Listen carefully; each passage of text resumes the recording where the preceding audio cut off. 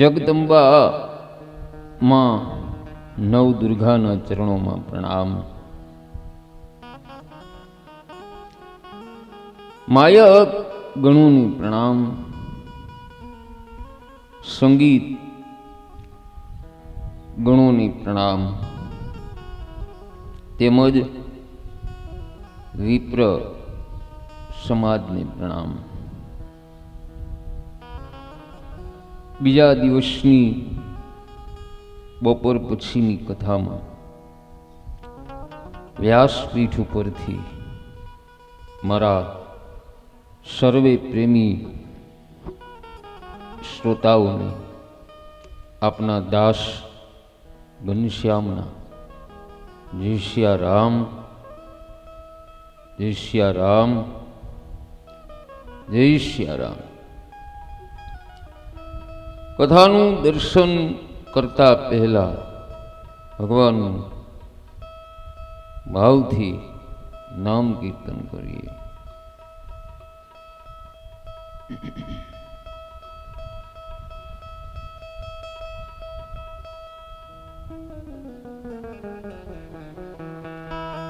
ताली पाड़ीनी राम नाम बोल जोड़े, बोलो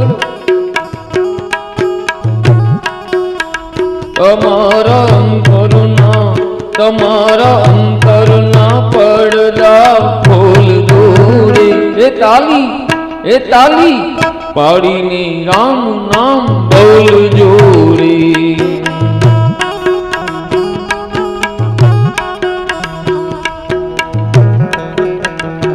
जैन खेतर में दाणा बवाई छे,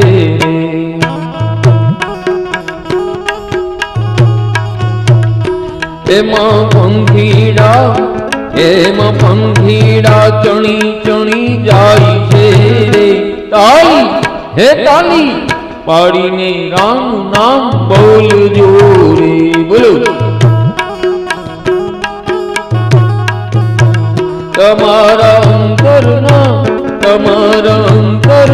पड़दा खोल जोरे। ताली हे ताली पाड़ीने राम नाम बोल जोरे।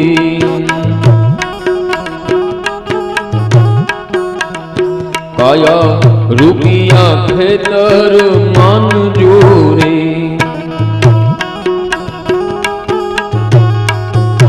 हे पुण्य रूपी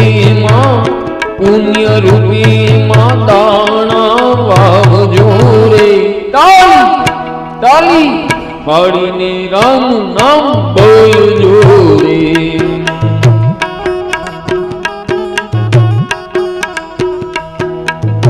ताली पाड़ता जे नर शरमाई छे रे,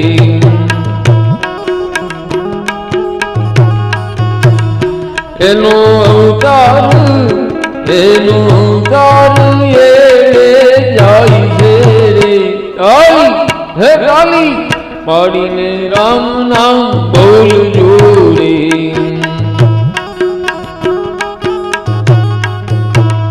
तमारा अंतरना पड़दा खोल जोरे। ताली पाड़ीने राम नाम बोल जोरे। ताली पाड़ीने राम नाम बोल जोरे।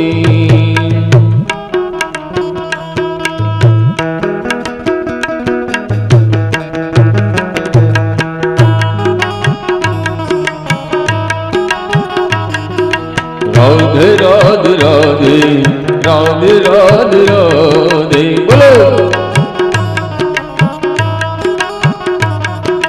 राधे राधे राधे राधे राधे राधे राधे राधे राधे।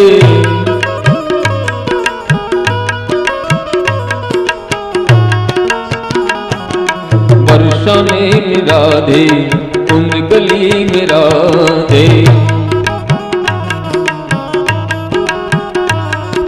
रमण रति में राधे जतिपुरा में राधे।